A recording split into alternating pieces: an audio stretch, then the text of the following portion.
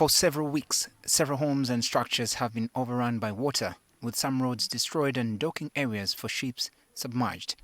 The phenomenon follows heavy rains leading to rising water levels in Lake Victoria. A number of areas, including those in Entebbe and Luzira, have been flooded and others submerged. This is Chigungu in Entebbe, the spot where Father Simeon Lodell and Brother Amas Dilmas of the Catholic Church landed after sailing around Lake Victoria. It now features a monument and a church which have been overwhelmed by water. The situation is no different at Port Bell in Luzira. With waters unable to recede, some residents have had to put up wooden platforms to access their houses, restaurants and bars. The chairperson of the Port Bell Fishmongers, Peter Cheyuna, says the problem is bigger than it was in 2020. Because our customers, they have been sitting around here, but as you see, no access. Of course, as leaders, we do talk to people, but not all people are able.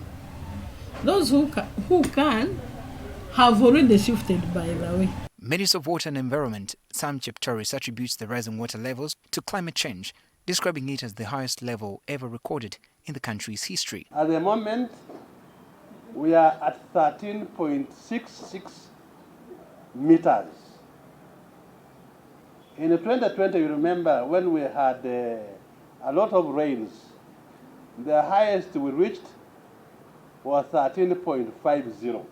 The environment watchdog, NEMA, says continued encroachment on water reservoirs like wetlands and other natural resources like forests have contributed to the problem, asking people not to wait to be evicted. Vacate the wetlands, riverbanks and lake shores before the environment enforces the law, in addition to government enforcing the law.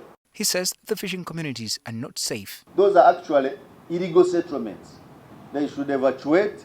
They only come to do fisheries as an industry. They sell their fish on landing sites and then they go and stay home when they are not fishing. The minister adds that Cabinet has approved 5.5 billion shillings for protection of infrastructure and the people. We expect more rain and therefore we have to protect some of our infrastructure by building gabions and so on.